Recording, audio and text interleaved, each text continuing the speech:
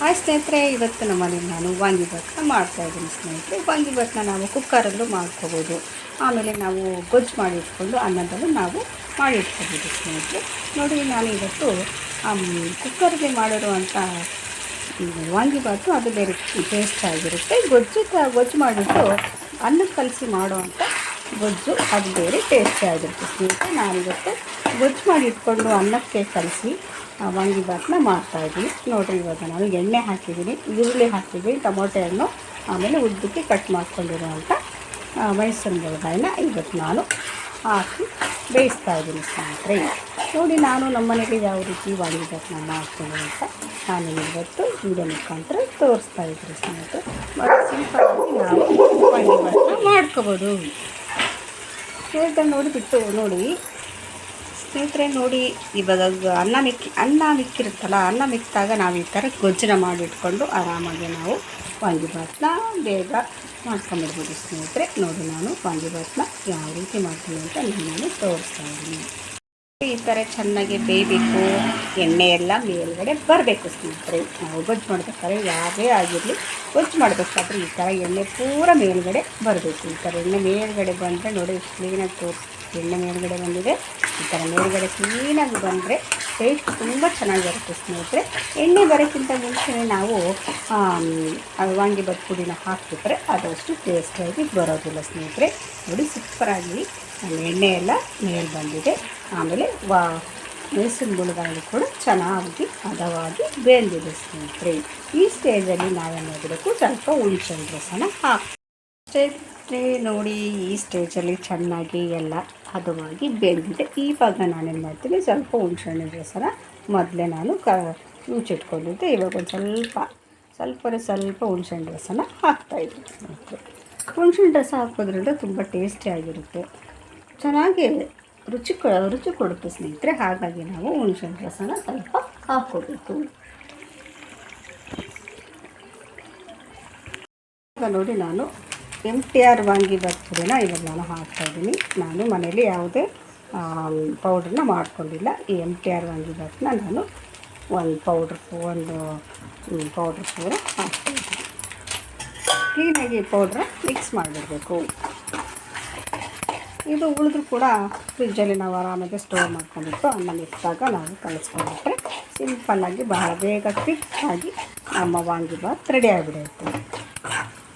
ಅದು ನಾನು ಕಲಿಸ್ಕೊತಾ ಇದ್ದೀನಿ.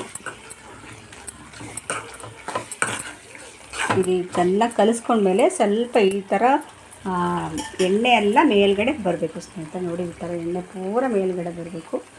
ಮೇಲ್ಗಡೆ ಬರೋ ತನಕ ನಾವು ಚೆನ್ನಾಗಿ ಈ ಮಸಾಲೆನ ಕುದಿಸ್ಬೇಕು.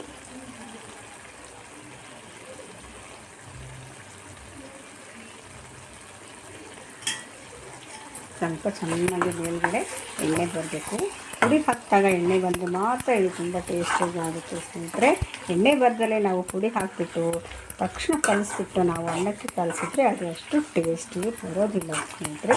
ತುಂಬ ಟೇಸ್ಟಿಯಾಗಿ ಆಗಬೇಕಂದ್ರೆ ಯಾವುದೇ ಮಸಾಲೆ ಹಾಕಿದಾಗ ಈ ಥರ ಎಣ್ಣೆ ಮೇಲ್ಗಡೆ ಇಟ್ಕೊಂಡು ಬರೋ ತನಕ ನಾವು ಮಸಾಲೆನ ಕಲಸಿ ಆಮೇಲೆ ನಾವು ಅನ್ನಕ್ಕೆ ಮಿಕ್ಸ್ ಮಾಡೋದ್ರಿಂದ ತುಂಬ ಚೆನ್ನಾಗಿ ಟೇಸ್ಟಿಯಾಗಿ ಬರುತ್ತೆ ಸ್ನೇಹಿತರೆ. ನೋಡಿ, ಇವಾಗ ನಮ್ಮ ವಾಂಗಿಭಾತ್ ರೆಡಿಯಾಗಿದೆ. ಈ ಥರ ಎಣ್ಣೆ ಮೇಲ್ಗಡೆ ಬರಬೇಕು.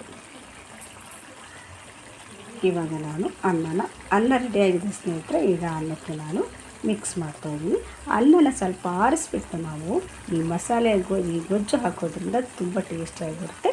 ನೀವು ಬಿಸಿ ಅನ್ನ ಮಾಡ್ಕೊಂಡು ಹಾಕೋಬೇಕಾದ್ರೆ ನೀವು ತಟ್ಟೆಯಲ್ಲಿ ಅನ್ನನ ಹರಡಿಬಿಟ್ಟು ಅನ್ನನ ಪೂರ ತಣ್ಣಗಾದ್ಮೇಲೆ ನೀವು ಈ ಅನ್ನಕ್ಕೆ ಈ ಗೊಜ್ಜನ್ನ ಕಲಿಸ್ಬೋದು ಸ್ನೇಹಿತರೆ. ತುಂಬ ಟೇಸ್ಟಿಯಾಗಿರುತ್ತೆ. ಆಮೇಲೆ ಬಿಸಿ ಅನ್ನಕ್ಕೆ ಅಂತ ನೀವು ಯಾವಾಗಲೂ ಕಲ್ಸಕ್ಕೆ ಹೋಗಬೇಡಿ. ಸ್ವಲ್ಪ ಅನ್ನನ ತಣ್ಣಗಾಗ್ಬಿಟ್ಟು ನೀವು ಕಲಿಸೋದ್ರಿಂದ ಉದುರಾಗಿ ಟೇಸ್ಟಿಯಾಗಿ ತುಂಬ ಚೆನ್ನಾಗಿ ಬರುತ್ತೆ. ಬಿಸಿ ಇರುವಾಗ ಕಲಿಸ್ಬಿಟ್ರೆ ಇದು ಸ್ವಲ್ಪ ಮುದ್ದೆ ಆಗಿ ಬರುತ್ತೆ ಸ್ನೇಹಿತರೆ. ತಿನ್ನೋದಕ್ಕೆ ಚೆನ್ನಾಗಿರೋದಿಲ್ಲ. ಅದಕ್ಕೆ ನೀವು ಬಿಸಿ ಅನ್ನ ಮಾಡ್ಕೊಂಡಿದ್ರೆ ಅನ್ನ ಸ್ವಲ್ಪ ತಣ್ಣಗಾಗಕ್ಕೆ ಬಿಡ್ರಿ.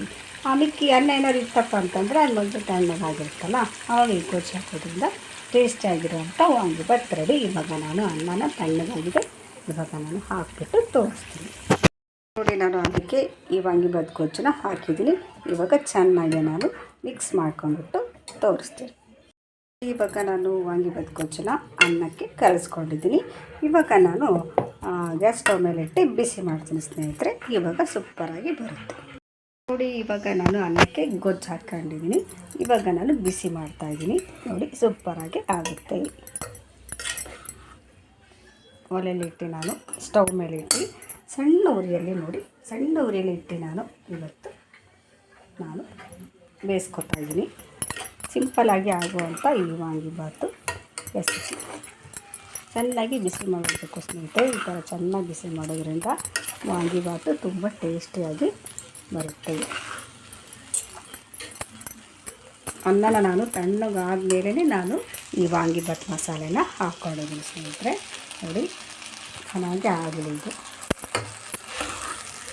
ಚೆನ್ನಾಗಿ ಬಿಸಿ ಮಾಡಿದರೆ ತುಂಬ ಟೇಸ್ಟಿಯಾಗುತ್ತೆ. ಇವಾಗ ನಾನು ಬಿಸಿ ಮಾಡಿದ್ಮೇಲೆ ಯಾವ ರೀತಿ ಬಂದಿದೆ ಅಂತ ನಾನು ತೋರಿಸ್ತೀನಿ. ಮತ್ತು ನೋಡಿ, ಸೂಪರಾಗಿರೋಂಥ ನಮ್ಮ ವಾಂಗಿಬಾತು ಇವಾಗ ಚೆನ್ನಾಗೇ ಬಿಸಿಯಾಗಿದೆ ಸ್ನೇಹಿತರೆ. ತುಂಬ ಚೆನ್ನಾಗಿ ಬಿಸಿಯಾಗಿದೆ. ಇವಾಗ ರೆಡಿಯಾಗಿದೆ ಸ್ನೇಹಿತರೆ. ಇವಾಗ ನಾವು ತಟ್ಟೆಗೆ ಹಾಕ್ಕೊಂಡು ಆರಾಮಾಗಿ ನಾವು ಊಟ ಮಾಡ್ಬೋದು ಸ್ನೇಹಿತರೆ. ನೋಡಿ, ಸೂಪರಾಗಿ ನಮ್ಮ ವಾಂಗಿಬಾತ್ ರೆಡಿಯಾಗಿದೆ. ಮತ್ತು ನೋಡಿ, ಫೈನಲಾಗಿ ನಮ್ಮ ವಾಂಗಿಬಾತ್ ರೆಡಿಯಾಗಿದೆ. ಇವಾಗ ನಾನು ಪ್ಲೇಟಿಗೆ ಸರ್ವ್ ಮಾಡ್ಕೊತಾ ಇದ್ದೀನಿ.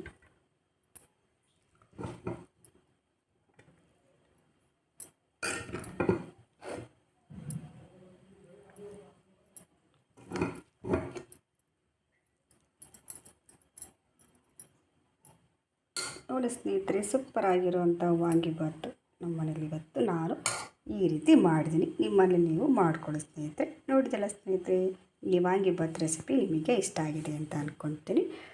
ದಯವಿಟ್ಟು ಸಪೋರ್ಟ್ ಮಾಡಿ, ಸಬ್ಸ್ಕ್ರೈಬ್ ಆಗೋದಂತೂ ಮರಿಬೇಡಿ ಸ್ನೇಹಿತರೆ. ಎಲ್ಲರಿಗೂ ಬಾಯ್, ನಮಸ್ಕಾರ ಸ್ನೇಹಿತರೆ.